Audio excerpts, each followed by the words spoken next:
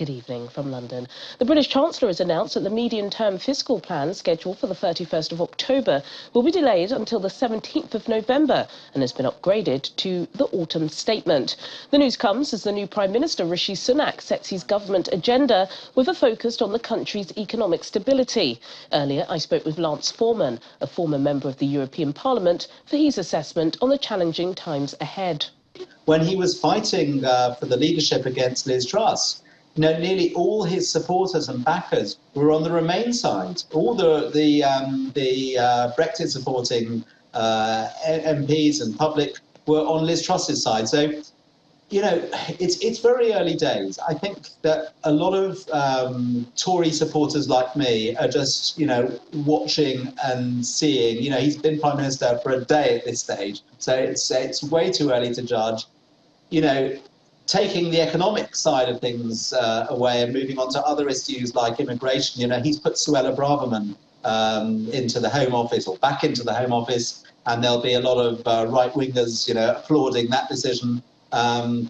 So we don't know. Therese Coffey, he's put into the Ministry of the Environment, which again is an interesting move because she supports fracking. And Rishi said that he supported fracking during the hustings. And I'm hoping that that was more than just words, and he will be proceeding with it, because the energy crisis is one of the biggest issues we face as a nation and indeed Europe.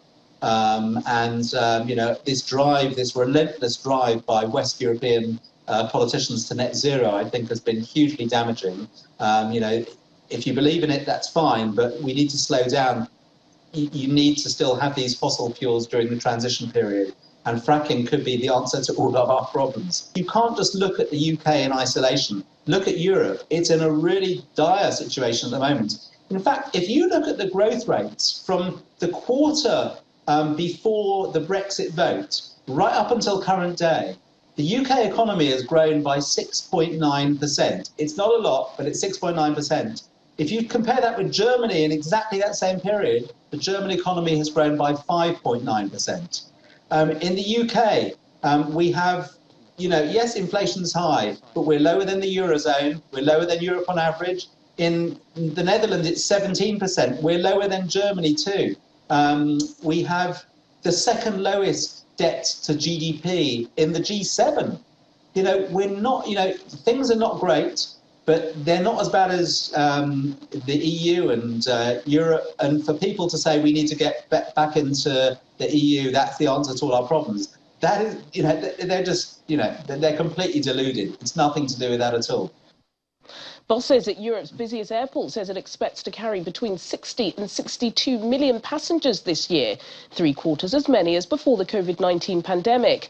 In a trading update, the airport has managed to turn a heavy £1.4 billion loss in the first 3 quarters of last year into a £643 million profit this year. Revenue grew 200% to £2.1 billion during the same period. Barclays has announced that its third quarter profit rose 10% from a year earlier, reflecting increased use of consumer credit cards and market volatility that boosted trading revenue. Net profit rose to £1.5 billion for the 3 months to September, above analysts' expectations. Barclays is the biggest investment bank outside of America and the 6th largest in the world. Those are your main stories from London at close of business.